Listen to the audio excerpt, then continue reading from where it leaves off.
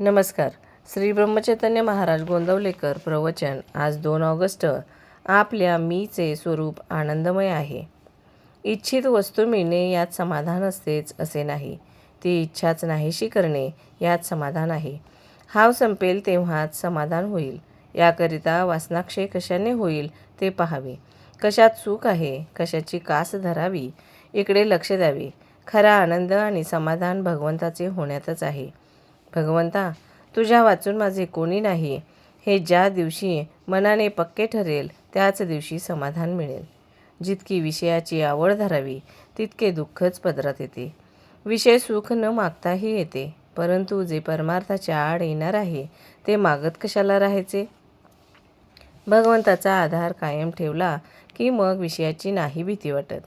नेहमी अनुसंधानात राहिले पाहिजे, मग सावधच राहिल्यासारखे आहे. दिवाळी हा आनंदाचा दिवस असतो, पण दिवाळीचा दिवस हा इतर दिवसांसारखा असतो. इतके नव्हे तर आदल्या दिवसाची परिस्थिती, संकटे आणि अडचणी त्या दिवशीही कायम असतात. याचा अर्थ असा की परिस्थितीत बदल होत नाही.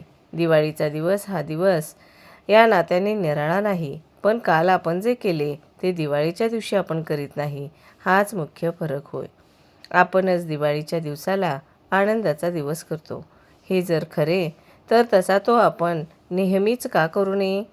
आपल्याला नेहमीच दिवाळी असावी, आपण नेहमीच आनंदात असावे आणि त्याकरिता आनंदमय अशा भगवंताचा आधार घ्यावा.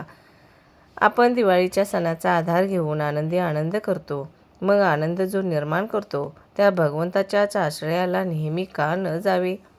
भगवंताचा आनंद हा फार बलवत्तर आहे. तो एकदा मिळाल्यावर प्रपंचातल्या लाभहानीचे महत्त्व वाटत नाही.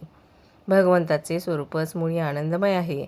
असा आनंदमय भगवंत आपल्या आतमध्ये असून आपण दुःख भोगतो, याला कारण भगवंताला प्रकट व्हायला आपणच आपल्या आतमध्ये आडकाठी करीत असतो. आपल्या आतमध्ये भगवंत जर आहेच, पण त्याचबरोबर मी सुद्धा आहे. हा मी कोण हे जाणण्याकरिता इंद्रियांची गडबड शांत करून आतमध्ये आपण आनंदाचा शोध करावा. म्हणजे आपल्याला या मीचे स्वरूपही आनंदमय असल्याचे प्रत्ययाला येईल.